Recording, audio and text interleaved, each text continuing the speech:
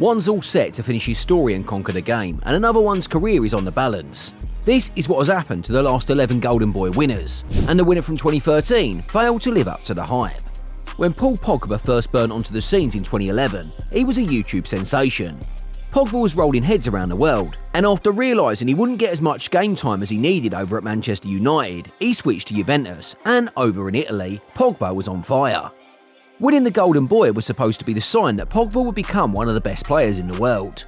After Juventus, he returned to Manchester United for a world record fee of $89 million. But what should have been the next big step in his career was the beginning of the end.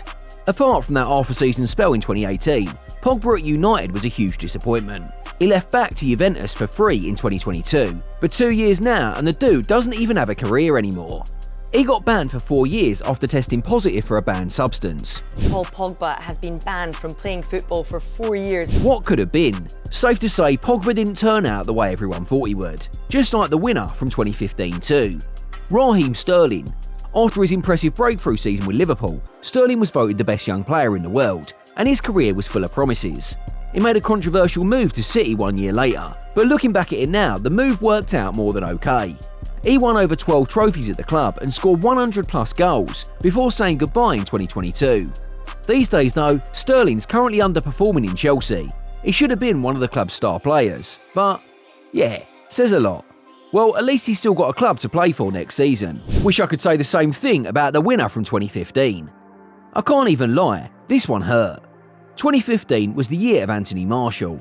With the Golden Boy award in the bag, it also secured a $31 million move to Manchester United and was full of promise. The early season had crazy potential too. Martial was hitting double digits for goals in the United colours, and 2019-2020 he peaked. Despite COVID threatening to ruin the season, Martial hit his best season from a number perspective at United. 23 goals and 11 assists in all competitions that season. But that was as good as it got. I'm pretty sure no one would have predicted the fallout that would happen next. The injuries meant he couldn't bag any game time at the club. He even had this loan move to Seville where he bagged 0 goals. He went from playing the national team to not even making the bench in club football. Now, Martial's at the end of his United contract, and after confirming he'd be leaving the club in the summer, it'll be interesting to see where he ends up next. I'd be keeping tabs on him, the same way I'd be keeping tabs on the winner from 2016. At Euro 2016, Renato Sanchez was like a cheat code that spawned out of nowhere. At 18 years old, he looked like the complete version of a midfielder, strong in the tackle, could pick passes, and had the energy to last 4 days. After the Euros, Sanchez signed for Bayern in a $35 million move from Benfica, and later on in the year he was the best young kid in the game. And that was it. At Bayern he was like he disappeared. The game time significantly reduced due to injuries and poor form. He had loan spells at Swansea City and Lille before PSG made a $30 million move to sign him. But in the French capital, he failed to live up to the hype, and last summer he signed for AS Roma on a 2-year loan deal. The move didn't work out though. He doesn't play as much in Rome anymore, and the club is even considering terminating the loan. I bet Sanchez wish he had the career like the next Golden Boy after he does. The guy's living the dream. Kylian Mbappe. The guy needs no introduction. Over 300 career goals and he's still going strong. Mbappe's breakthrough season in 2016-17 was electric. He helped Monaco win the league, scored in the big Champions League games against Man City, Borussia Dortmund and Juventus, made a $142 move to become the most expensive teenager in the world and the second most expensive transfer of all time 1 year later. And after a few months, he was champion of the world. The kid won the cup at 19, living the dream.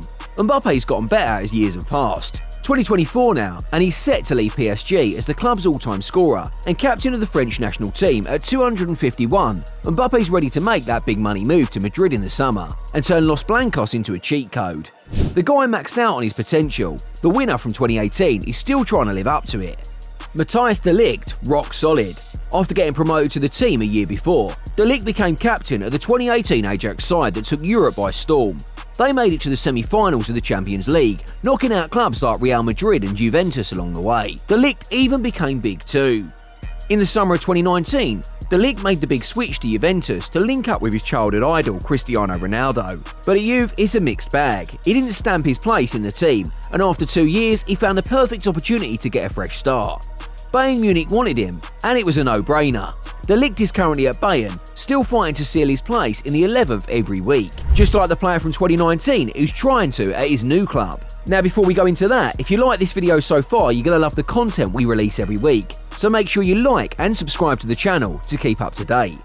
I was a huge fan when João Felix made it mainstream. I watched him grow in career mode. Felix's debut season at Benfica came with a lot of hype. 15 goals and 9 assists in 26 league matches, and that celebration with his kid bro. Living the dream. Felix was also part of the Portuguese team that won the National League that summer, and Atletico Madrid had seen enough to believe he was the next teenager sensation waiting to explode. So they paid the bucket loads of cash just to sign him, $120 million. Felix at Atletico Madrid, though, was way under the bar. He fell out with the head coach Diego Simeone, had a loan spell at Chelsea in 2023, and is currently on loan to Atleti's league rivals.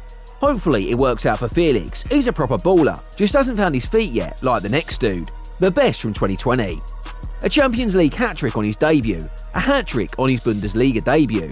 He had more goal contributions than played games for Dortmund. You'd have pretty much guessed it by now, it's Erling Haaland. He won the Golden Boy Award in 2020, and from there didn't look back. In 2022, Haaland switched from Dortmund to City, and his first season he won everything on offer.